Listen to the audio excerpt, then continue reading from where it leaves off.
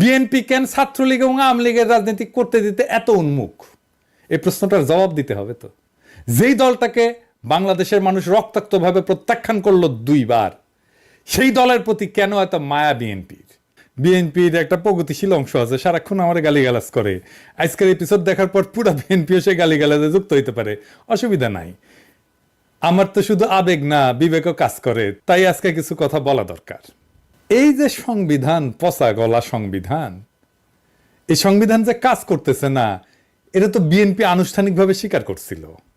সংবিধানের সংস্কার চাইছিল। দেখেন, এটা আমাদের কমিটমেন্ট যে আমরা এই পরিবর্তনটা যে চাচ্ছি, এটা শুধুমাত্র নির্বাচন ব্যবস্থার জন্য নয়, ক্ষমতায় যাওয়ার জন্য নয়, আমরা গোটা রাষ্ট্রের আপনার একটা গুণগত পরিবর্তন নিয়ে আসার জন্য আমরা এটা করি।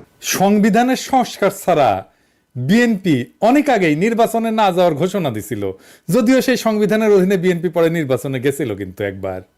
এডিটর সাহেব তারিখ দেখান, কবে কইছিলেন মির্জা ফখরুল সাহেব?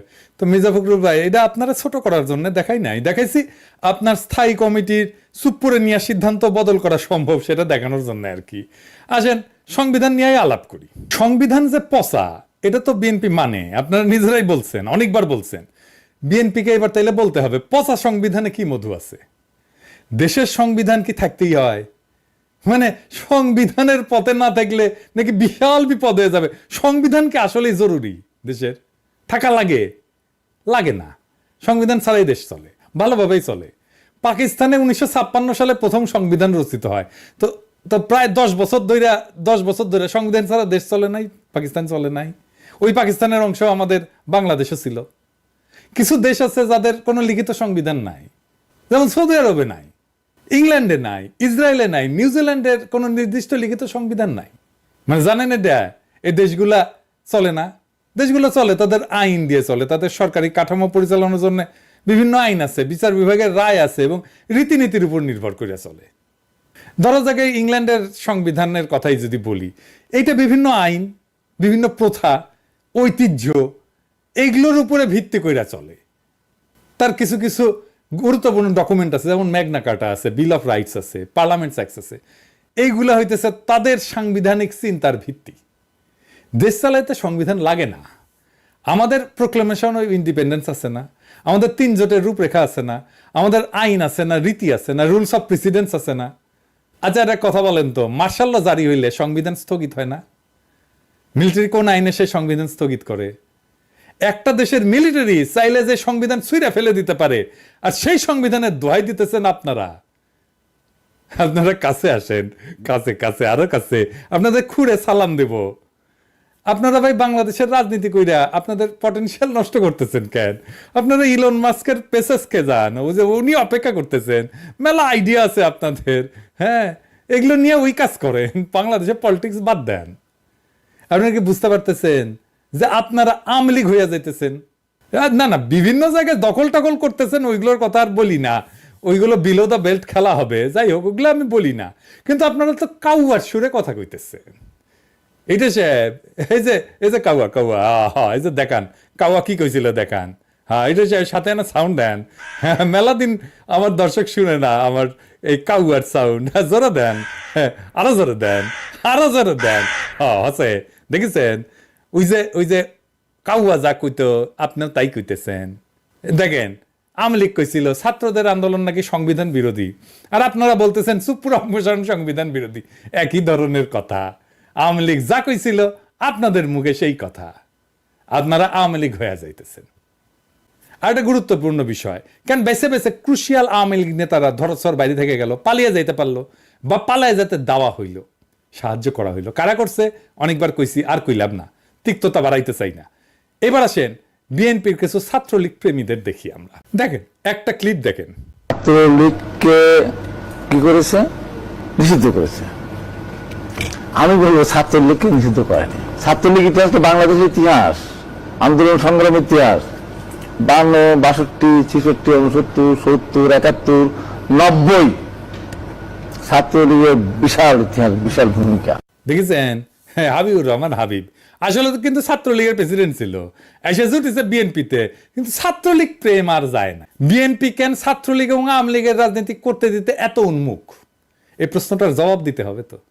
যেই দলটাকে বাংলাদেশের মানুষ রক্তাক্তভাবে প্রত্যাখ্যান করলো 2 বার, সেই দলের প্রতি কেন এত মায়া বিএনপির? আওয়ামী লীগ কি একটা রাজনৈতিক দল? বা হাবিবুর রহমান হাবিব কি জানে রাজনৈতিক দল হইতে হইলে কি করতে হয়, কি লাগে? রাজনীতি তো করিচ্ছে, জানে না। ধরেন ইন্ডিয়া, পাকিস্তান বা নেপাল, বাস ধরেন শ্রীলঙ্কা, এই দেশগুলার সরকারি এবং বিরোধী দলের ফরেন পলিসি নিয়ে কোনো দ্বিমত আছে? মিলিটারি পলিসি নিয়ে কোনো দ্বিমত আছে? নাই। বাংলাদেশে আওয়ামী লীগ তার লেসপেন্সার থাকলে একটা ঐক্যমতের মিলিটারি আর ফরেন পলিসি নিতে পারবেন? ইয়েস অর নো বলবেন, হ্যাঁ অথবা না বলবেন, পারবেন না। ক্ষমতায় থাকলে সে তার ফরেন পলিসি আর মিলিটারি পলিসি বানাবে, ইন্ডিয়া কিসে লাভ হবে সেটা দেখে আপনারা তো দেখছেন। বেশি দিন আগের কথা তো না, এই গত 15 বছর, এমনকি মুজিবের আমলে কি করছে।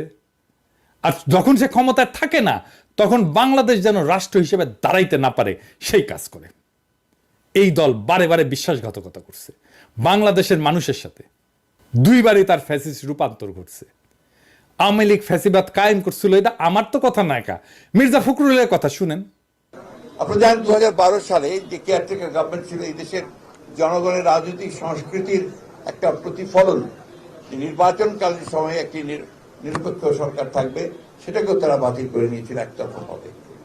এইভাবেই গণতন্ত্রের সমস্ত প্রতিষ্ঠানগুলোকে তারা ধ্বংস করে দিয়ে মূলত একটা একদলীয় শাসন ব্যবস্থা, ফ্যাসিবাদ প্রতিষ্ঠা করে। এর বিরুদ্ধে আমরা দীর্ঘ লড়াই করেছি, সংগ্রাম করেছি। তার মানে মির্জা ফখরুল ফ্যাসিস্টদেরকে রাজনীতি করতে দিতে চায়? সর্বনাশের কথা। ওই একই হাসিনার ন্যারেটিভ। বিএনপিকে একটা কথা স্পষ্ট করে বলে দিতে চাই, তারুণ্য কোনো চালাকি পছন্দ করে না।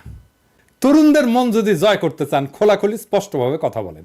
গোজামিল দিয়া আগামীর বাংলাদেশের রাজনীতি চলবে না, কারণ আজকের তারুণ্য গোজামিল পছন্দ করে না। রাজনীতিতে স্পষ্টতা, স্বচ্ছতা পছন্দ করে।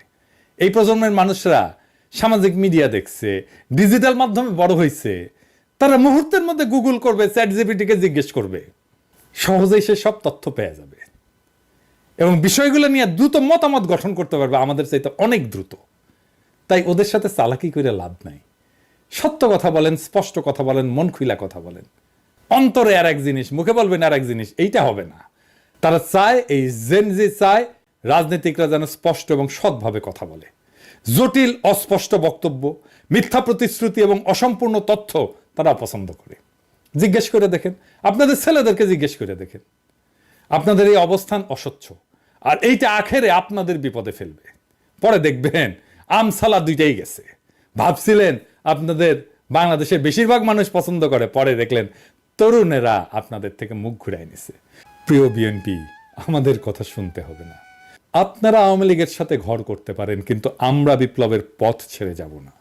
শুধু জানবো, বিএনপি আজ আমাদের সাথী নয়, তারা আমাদের সাথী, তারা তাদের সাথী, তাদের রক্ষক, যারা আমাদের সন্তানদের, ভাইদের ঠান্ডা মাথায় কাতারে কাতারে হত্যা করে শহীদ করেছিল, যারা বাংলাদেশে ফ্যাসিবাদ কায়েম করেছিল নির্মমভাবে। আর যেই ফ্যাসিবাদ উৎখাত হবার পরে আপনারা রাজনৈতিকভাবে শক্তিশালী হয়ে তাদেরকেই পুনর্বাসিত করেছিলেন। আপনাদের ইতিহাসের কাছে এর জবাবদিহি করতে হবে একদিন না একদিন। ইনকিলাব জিন্দাবাদ।